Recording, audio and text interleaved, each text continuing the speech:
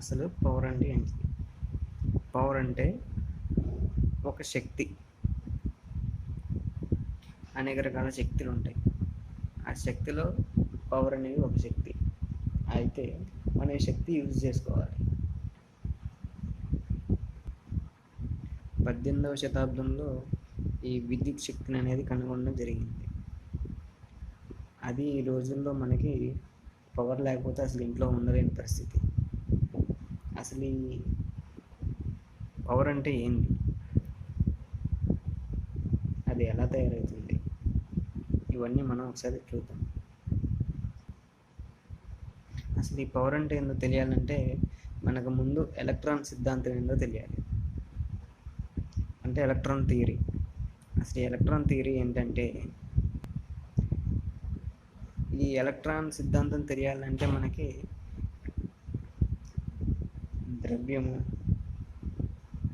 ద్రవ్యం అంటే మ్యాటర్ ఇంగ్లీష్లో.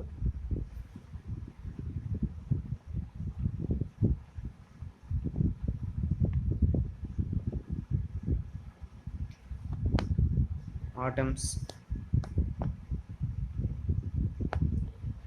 పరమాణువులను.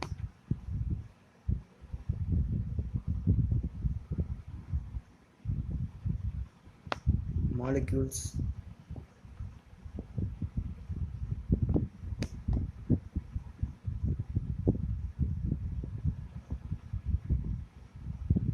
Electrons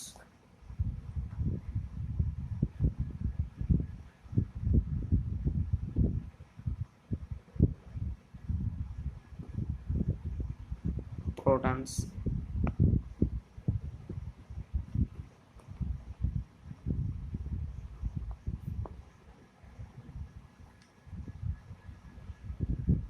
neutrons.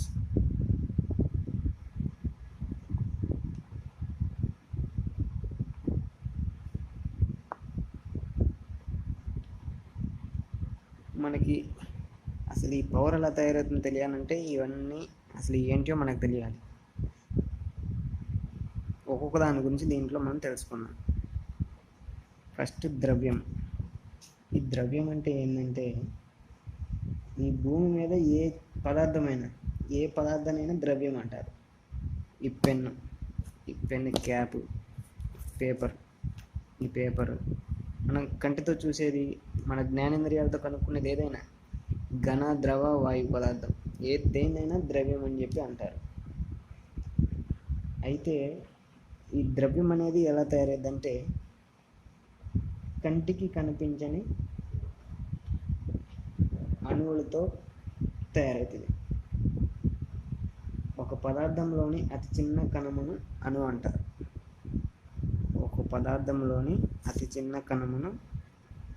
అణువు అంటారు.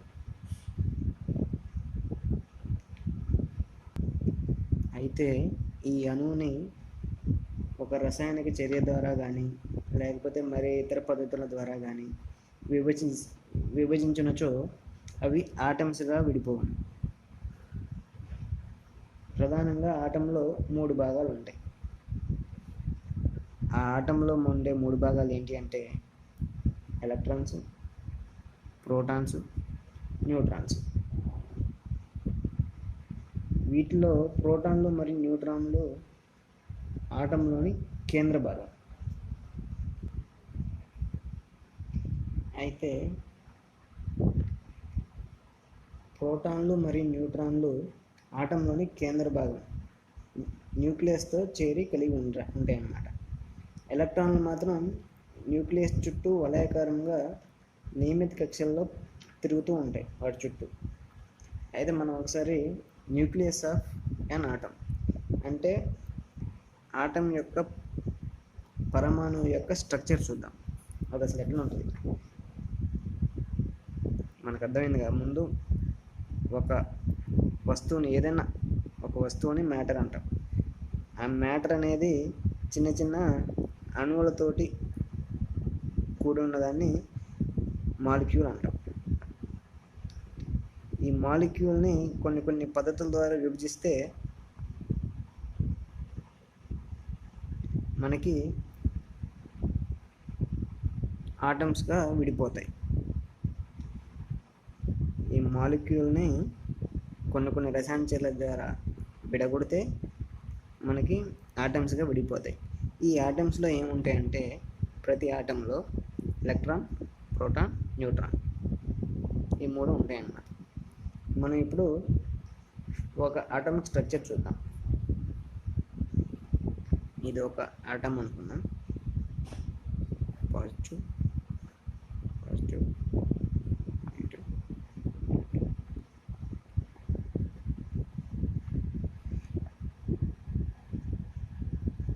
ఈ ఆటంలో న్యూక్లియస్ అనేది కేంద్ర భాగం, అంటే సెంటర్ న్యూక్లియస్. న్యూక్లియస్లో ప్రోటాన్లు, న్యూట్రాన్లు 2 కలిగి ఉంటాయి. ప్రోటాన్లు అంటే ప్లస్లు అన్నమాట, న్యూట్రాన్లు అంటే నేను. ఈ ప్రోటాన్లు అనేది పాజిటివ్ ఎలక్ట్రికల్ ఛార్జ్ కలిగి ఉంటాయి, అంటే ధన విద్యుతావేశం. ఒక ఎలక్ట్రాన్ కంటే ఒక ప్రోటాను 1840 రెట్లు బరువైంది.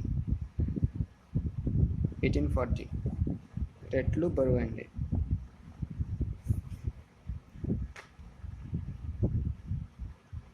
విద్యుత్ శక్తి ప్రసారం చేయడంలో ప్రోటాన్లు చాలా చురుగ్గా ఉంటాయి అన్నమాట, చాలా చురుగ్గా ఉంటాయి.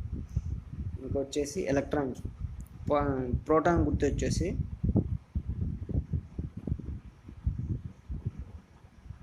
ప్రోటాన్ వచ్చేసి ప్లస్, ఇది ప్రోటాన్. ఇప్పుడు వచ్చేసి ఎలక్ట్రాన్ గురించి తెలుసుకుందాం. ఈ ఎలక్ట్రాన్ అంటే ఏంటంటే అసలు ఇది అతి చిన్నదైన పరమాణు భాగం, అతి చిన్నగా ఉంటుంది అన్నమాట. ఇది ఎల్లప్పుడూ ఆటం చుట్టూ వలయాకారంలో నియమిత కక్షలో తిరుగుతూ ఉంటుంది. ఆటం చుట్టూ అంటే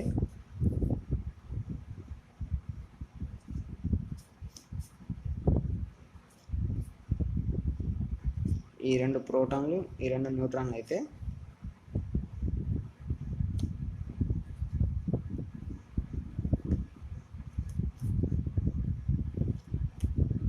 ఇది ఎలక్ట్రాన్,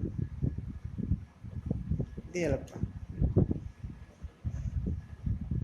ఇది ఎప్పుడు వీటి చుట్టూ తిరుగుతూ ఉంటుంది, ప్రోటాన్స్ చుట్టూ, న్యూట్రాన్స్ చుట్టూ. దీని యొక్క వ్యాసము ప్రోటాన్ కంటే 3 రెట్లు పెద్దదిగా ఉంటుంది.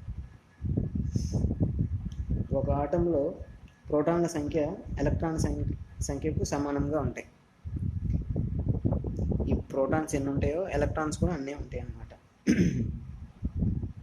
ప్రోటాన్స్ ఎన్ని ఉంటాయో ఎలక్ట్రాన్స్ కూడా అన్నీ ఉంటాయి ఒక ఆటంలో. ఇవన్నీ మనకి ఒక ఆటంలో ఉంటాయి. ఇది ఆటం, ఓకేనా. ఆటం అంటే మీకు చెప్పాను కదా, ద్రవ్యము. ఒక పదార్థాన్ని ద్రవ్యం అంటాం. ఆ ద్రవ్యము అనేది చిన్న అణువులతో తయారై ఉంటుంది అన్నమాట. ఆ అణువుల్ని విభజిస్తే దాంట్లో పరమాణువులు ఉంటాయి. ఒక పరమాణువులో, ప్రతి పరమాణువులో ఎలక్ట్రాన్, ప్రోటాన్, న్యూట్రాన్ 3 ఉంటాయి. ఆ 3 ఇది పరిస్థితి. ఓకే, మనం వచ్చేసి ప్రోటాన్ చూసాం, ఎలక్ట్రాన్ చూసాం, న్యూట్రాన్ చూడాలి.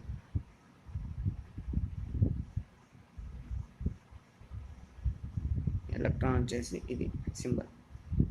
ఇప్పుడు న్యూట్రాన్ చూడాలి. న్యూట్రాన్ అంటే ఏంటిదంటే ఇది స్వతంత్రంగా దానంతట అదే విడిగా ఉంటుంది. సామాన్యంగా న్యూట్రాను మరియు ఎలక్ట్రాన్లు కలిసి ఉంటాయి. న్యూట్రాను, ఎలక్ట్రాన్స్ కలిసి ఉంటాయి. కానీ న్యూట్రాన్కు ఎలక్ట్రికల్ లక్షణాలు న్యూట్రల్గా ఉండటం వలన ఎలక్ట్రికల్ స్వభావం గల పరమాణువుల్లో వీటికి అంత ప్రాముఖ్యత ఉండదు.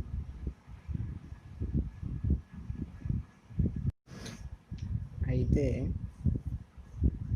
ఇప్పుడు అసలు మనకి కరెంట్ అనేది, ఈ పవర్ అనేది కండక్టర్స్లో, అంటే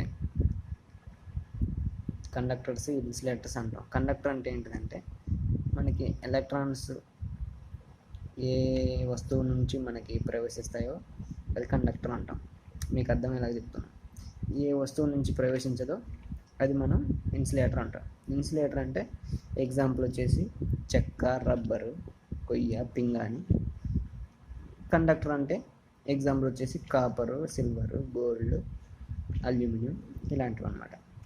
అయితే అసలు ఈ కాపర్లోనే ఎందుకు మన ఎలక్ట్రిసిటీ ఫ్లో అవుతుంది,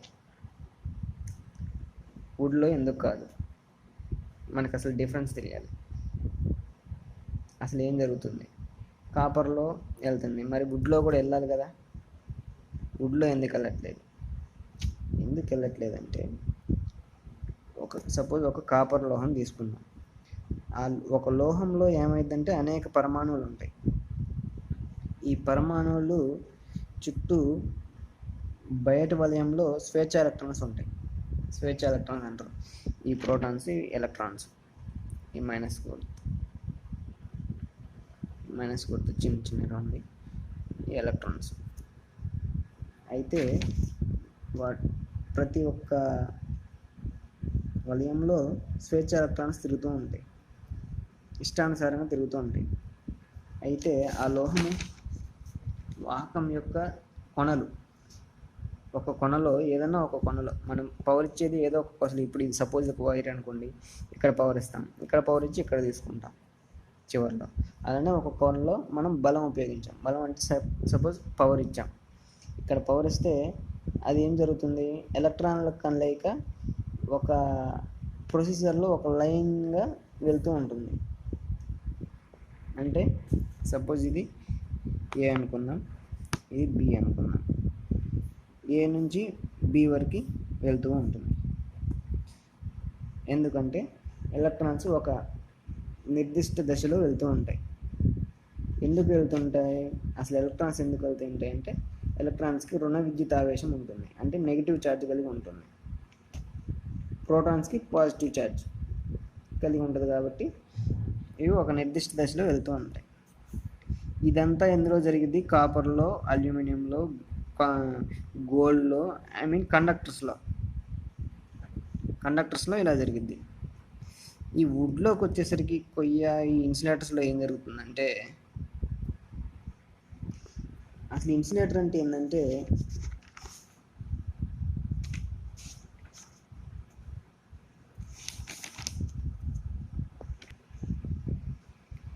ఏ మెటీరియల్ అయితే ఎలక్ట్రాన్ ప్రవాహము నిరోధించును అట్టి మెటీరియల్, అది లోహం కానీ ఏదైనా కానీ, దాన్ని ఇన్సులేటర్ అంటాం.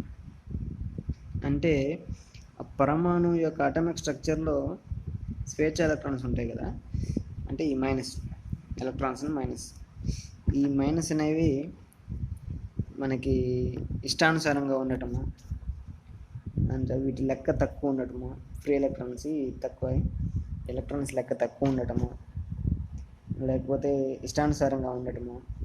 మనం పవర్ ఇచ్చినా కానీ అవి ఏమాత్రం కదలవు అనమాట ఆ మెటీరియల్లో. ఇక్కడ అంటే మనకి ఒక నిర్దిష్ట లైన్లో వెళ్ళిపోతున్నాయి, కానీ ఇక్కడ అట్లా కాదు. వీటి సంఖ్య తక్కువ ఉండటం, అసలు ఏమాత్రం కదలకుండా కానీ ఉండటం అంటే దాన్ని మనం ఇన్సులేటర్స్ అంటాం. ఎగ్జాంపుల్ వచ్చేసి wood, rubber, mica, porcelain, dry paper, fibre glass ఇలాంటివి అన్నమాట.